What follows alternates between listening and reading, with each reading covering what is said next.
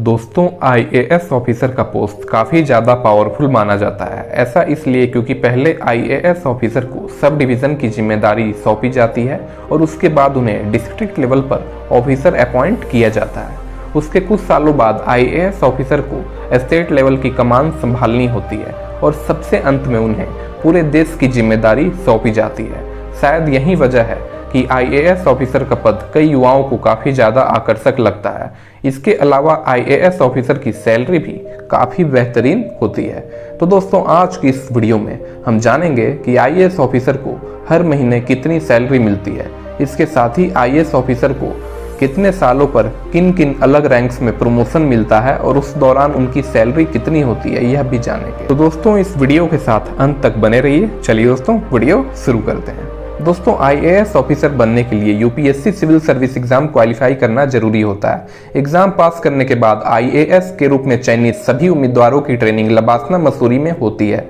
2 साल की ट्रेनिंग पूरी करने के बाद आईएएस ऑफिसर को जो पहली पोस्ट मिलती है वह असिस्टेंट कलेक्टर या एसडीएम की पोस्ट मिलती है। कई राज्यों में एसडीएम को एसडीओ भी कहते हैं। एसडीएम के रूप में आईएएस ऑफिसर को 56,100 रुपीज़ की बेसिक पे मिलती है। इसके साथ ही डियरनेस अलाउंस भी मिलता है जो कि 19,100 रुपीज़ का होता है। हालांकि आईएएस ऑफिसर को हाउस रेंट अलाउंस और ट्रांसपोर्ट अलाउंस नहीं मिलता है क्योंकि उन्हें सरकारी आवास और सरकारी गाड़ी मिली हुई होती है। तो इस तरह से एसडीएम की सैलरी की बात करें तो उन्हें 75,200 रुपीज़ मिलते हैं। हालांकि इस सैलरी में से एनपीएस के लिए 10% डिडक्शन होता है। तो इस तरह से एसडीएम की इन हैंड सैलरी होती है 67,680 रुपीज़। एसडीएम के रूप में 2 साल की सर्विस पूरी करने के बाद आईएएस ऑफिसर का एडीएम यानी एडिशनल डिस्ट्रिक्ट मजिस्ट्रेट या एडिशनल कलेक्टर या फिर डीडीसी यानी डिप्यूटी डेवलपमेंट कमिश्नर के रूप में प्रमोशन हो जाता है। कई राज्यों में एडीएम को एडीसी भी कहा जाता है।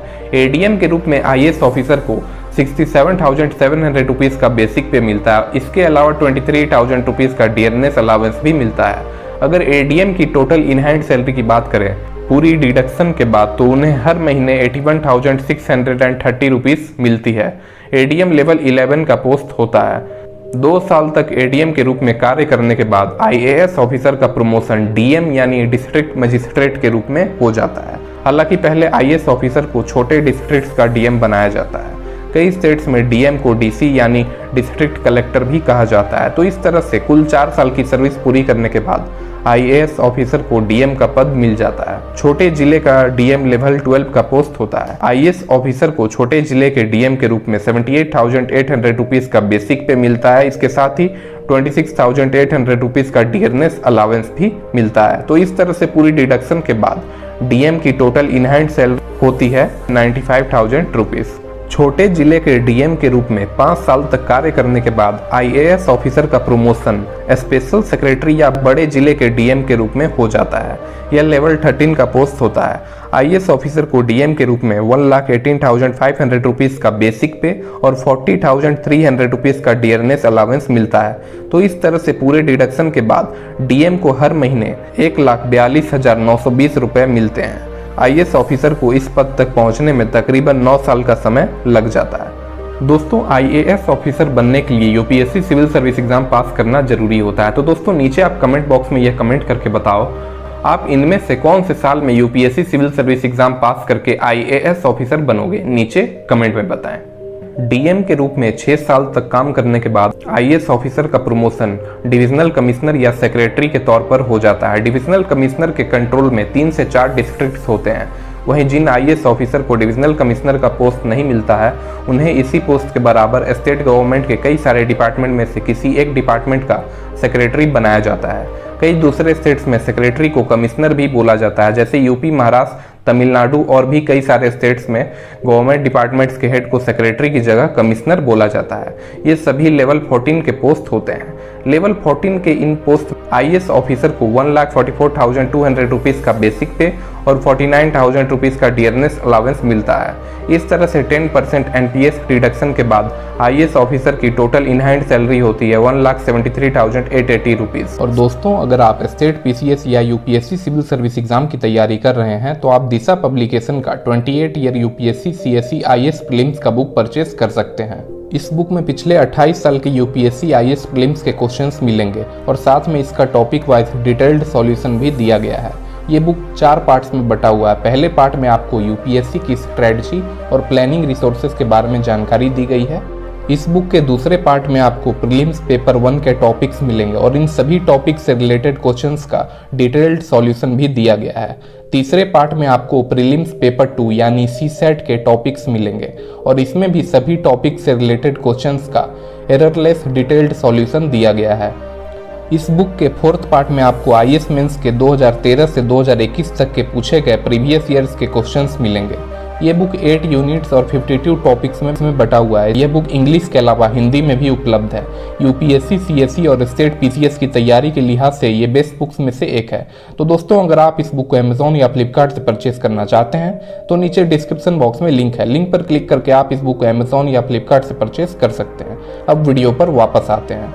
सेक्रेटरी या डिविजनल कमिश्नर के तौर पर 8 साल तक काम करने के बाद आईएएस ऑफिसर का प्रमोशन प्रिंसिपल सेक्रेटरी के पद पर हो जाता है। इस पद तक पहुंचने में आईएएस ऑफिसर को 23 साल का लंबा समय लग जाता है। इसमें आईएएस ऑफिसर को स्टेट गवर्नमेंट के कई सारे डिपार्टमेंट में से किसी एक डिपार्टमेंट का प्रिंसिपल सेक्रेटरी अपॉइंट किया जाता है। वहीं जिन आईएएस ऑफिसर का प्रीवियस वर्क परफॉर्मेंस सबसे काफ़ी अच्छा रहा हो तो उन्हें गवर्नर या चीफ मिनिस्टर का प्रिंसिपल सेक्रेटरी भी अपॉइंट किया जा सकता है। प्रिंसिपल सेक्रेटरी के तौर पर आईएएस ऑफिसर को 1,82,200 रुपीज़ का बेसिक पे, 61,950 रुपीज़ का डियरनेस अलावेंस मिलता है। तो इस तरह से टोटल डिडक्शन के बाद प्रिंसिपल सेक्रेटरी को हर महीने 2,19,735 रुपये प्राप्त होते हैं। एक बात और दोस्तों, अगर आप इस चैनल पर नए हैं तो चैनल को सब्सक्राइब करके बेल आइकन को प्रेस कर लें ऐसी ही इंफॉर्मेटिव वीडियोस सबसे पहले देखने के लिए। प्रिंसिपल सेक्रेटरी के रूप में 5 साल तक कार्य करने के बाद आईएएस ऑफिसर का प्रमोशन एडिशनल चीफ सेक्रेटरी के पोस्ट पर हो जाता है। ये पूरे स्टेट में आईएएस ऑफिसर के रूप में दूसरा सबसे पावरफुल पोस्ट माना जाता है। कई स्टेट्स में एडिशनल चीफ सेक्रेटरी की सिर्फ एक ही पोस्ट होती है। वहीं कई ऐसे स्टेट्स भी होते हैं जहां 4 से 5 एडिशनल चीफ सेक्रेटरी की नियुक्ति होती है, जैसे कर्नाटका, तमिलनाडु और वेस्ट बंगाल। वहीं दूसरी और कई ऐसे राज्य भी होते हैं जहां एक भी एडिशनल चीफ सेक्रेटरी की नियुक्ति नहीं होती है। ये गवर्नमेंट के ऊपर निर्भर करता है कि वह इस पोस्ट पर किसी की नियुक्ति करे या नहीं। एडिशनल चीफ सेक्रेटरी को 2,05,400 रुपये का बेसिक पे और 69,800 रुपीज़ का डियरनेस अलावेंस मिलता है। टोटल डिडक्शंस के बाद एडिशनल चीफ सेक्रेटरी को हर महीने 2,47,680 रुपीज़ की सैलरी मिलती है।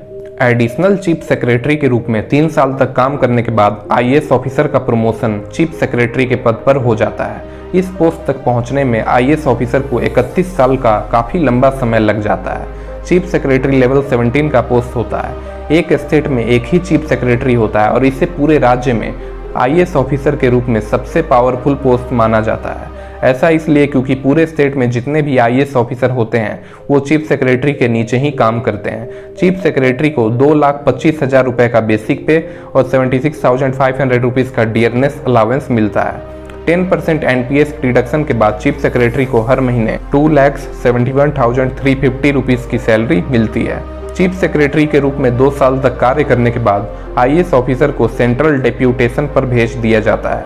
यहाँ आईएएस ऑफिसर को सेंट्रल गवर्नमेंट की कई सारी मिनिस्ट्रीज में से किसी एक मिनिस्ट्री का सेक्रेटरी बनाया जाता है, जैसे power secretary of India, civil aviation secretary of India, shipping secretary, defence secretary of India और फाइनेंस सेक्रेटरी जैसे कई नेशनल लेवल के पोस्ट होते हैं।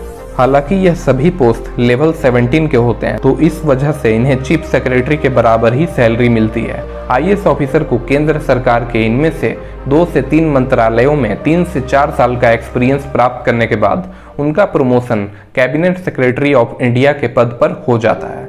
यह लेवल 18 का पोस्ट होता है। इस पोस्ट तक काफ़ी कम ही आईएएस ऑफिसर पहुंच पाते हैं। ऐसा इसलिए क्योंकि पहले तो आईएएस ऑफिसर का प्रीवियस वर्क परफॉर्मेंस काफ़ी अच्छा होना चाहिए और उनका पूरा पास्ट करियर भी बेदाग होना चाहिए।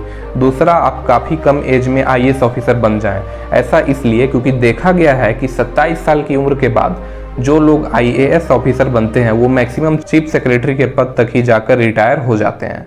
कैबिनेट सेक्रेटरी आईएएस का टॉप लेवल का पोस्ट होता है। आईएएस में इससे बड़ा पोस्ट और कोई नहीं होता है। अगर कैबिनेट सेक्रेटरी की सैलरी की बात करें तो टोटल डिडक्शंस के बाद इन्हें हर महीने 3,01,500 रुपये वेतन के रूप में मिलते हैं। तो दोस्तों आज का हमारा वीडियो यहीं पर समाप्त होता है। अगर वीडियो अच्छा लगा हो तो इस चैनल को सब्सक्राइब करके बेल आइकन को प्रेस कर लें। चलिए दोस्तों, मिलते हैं अगली वीडियो में, तब तक के लिए जय हिंद, वंदे मातरम।